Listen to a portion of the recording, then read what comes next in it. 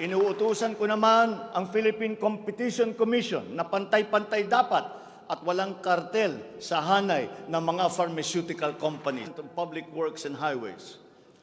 Though some complications have arisen over the question of repair of school buildings in relation to the Mandanas-Garcia ruling, this will be ironed out. We have been in discussion with local government leaders, governors, and mayors in the last few weeks to determine with the LGUs what is actually practicable, what functions belong to the LGUs, and what belong to the national government. There have also been lengthy discussions on the continuation and viability of the K-12 school system. We are giving this careful review, and all necessary inputs and points of view are now being considered. In the longer term, we are instituting a program of refresher courses and retrainings for our teachers so they can stay abreast of the rapid growth in technology, especially in this post-pandemic world. As for the horror stories that we have heard about the poor quality of educational materials and supplies that are being given to our schools, this must end.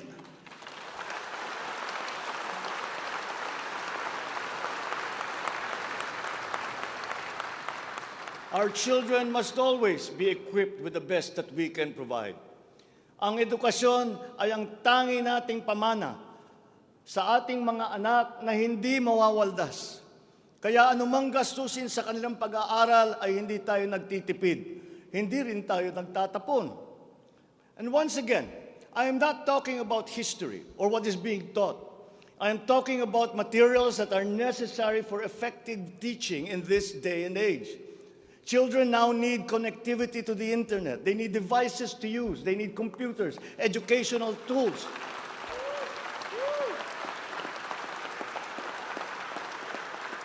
So that they might participate fully in the digital community here and abroad. We must do better in the international rankings, especially when it comes to the so-called STEM subjects: science, technology, engineering, and mathematics. These skills, this knowledge, are necessary for our young people to be able to compete in a highly technological and competitive world. The raw talent is there in our young people. It is up to our educational system to develop and to refine that great pool of talent.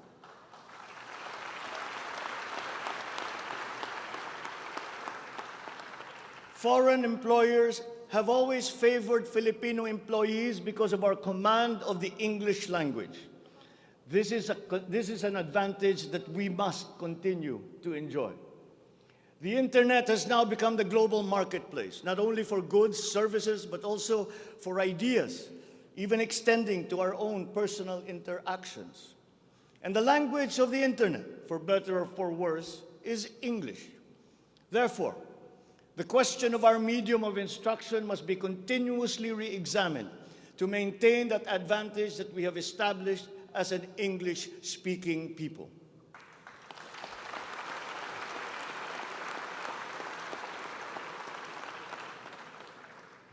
On a related subject, we are entering an age of exponential adoption of technology. It is the fourth industrial revolution.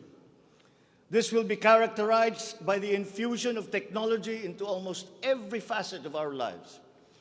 Breakthrough technologies in the areas of quantum computing, artificial intelligence, nanotechnologies, the Internet of Things, robotics, self-driving electric vehicles, 3D printing, virtual and augmented realities, among others, that will radically transform the way business is done.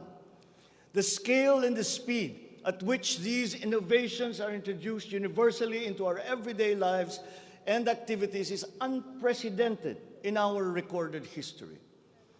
We cannot stand idly by.